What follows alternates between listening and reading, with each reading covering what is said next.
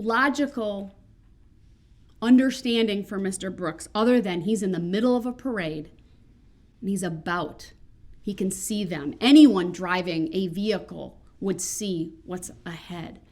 And we know from this map, right, what was ahead of him. We saw that video footage. We heard the testimony. Many police vehicles at these intersections with their lights flashing. There's no doubt in my mind that Mr. Brooks would understand a parade was going on. You can turn off my monitor, thank you. We also know it was not yet dark. Dusk. This was from the battalion chief, who talked about when he arrived after that first alert at 4:39, it was not yet dark, it was dusk. I think that aids to the visibility that Mr. Brooks would have seen all of these people. This is not under cover of night. It's, of course, downtown Waukesha. We saw city lights and many of the street lights I'm referring to in many of the videos as well that would have been on or coming on.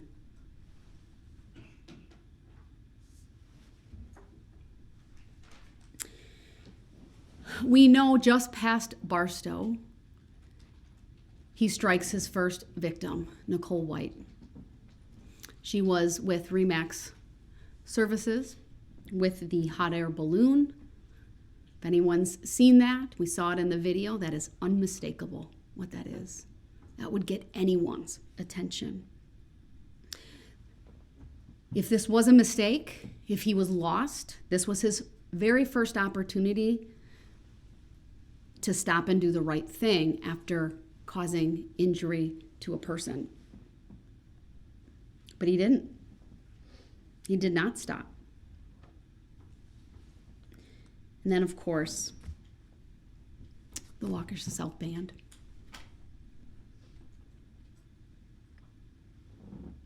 It's hard not to think about what I watched and not have this reaction.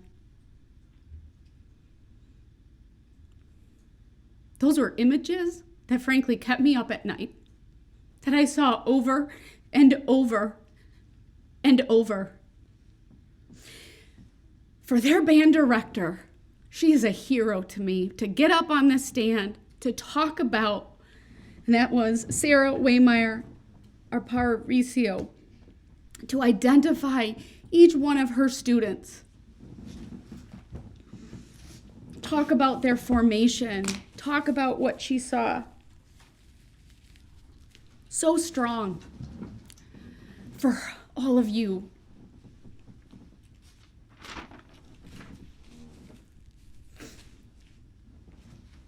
Mr. Brooks had another opportunity to stop.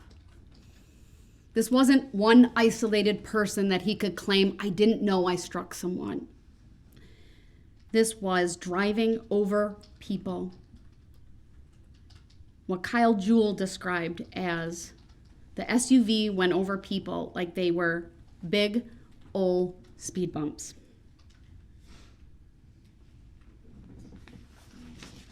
I know the Green children were injured around there.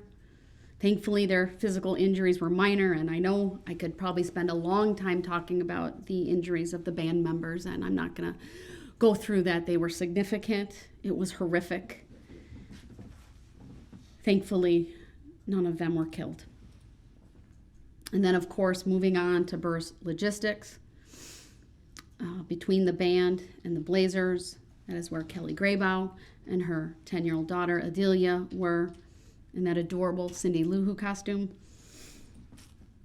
And what struck me, and Kelly referenced this in her statement yesterday, was seeing the tires go past her head after she was hit. Adelia had major injuries as well. And then, of course, the footage from the Waukesha Blazers. And Jeff Rogers talked both at the trial, he testified, and he gave a statement yesterday about, again, having to come into this courtroom, talk about all of those who were with him, who were injured, and of course, little Jackson Sparks. Another video that frankly is very difficult to watch and hard to unsee.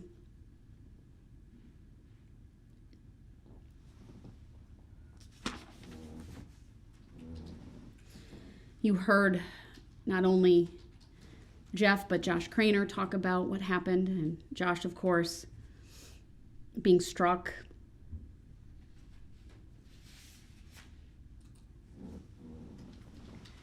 And then the extreme dance group. I think it's fair that I didn't fully understand the extent of their injuries until hearing from many of the victims yesterday. I now understand why one of the girls called her aunt and said, "My entire team is dead," because that's what it looked like. It was horrific. And to think of those two brave young ladies who got up during this trial to testify about what they saw, what they did, Jamie and Alyssa, your dancers are proud of you, and because of you, justice has been served. We heard from others, spectators, Deborah Ramirez, regarding herself and her son, that the vehicle was accelerating, not stopping. A moment that sticks out to me was really Mr. Brooks trying to chastise her for not seeking medical attention right away. Her response was perfect. She waited due to the number of injured and all the blood she saw. Understandable. Not something to be chastised for. And then moving on, and again, I know I'm not mentioning everybody. These are just some of the highlights that, and I should call them lowlights, not highlights, but some of the testimony and evidence that really, really impacted the court.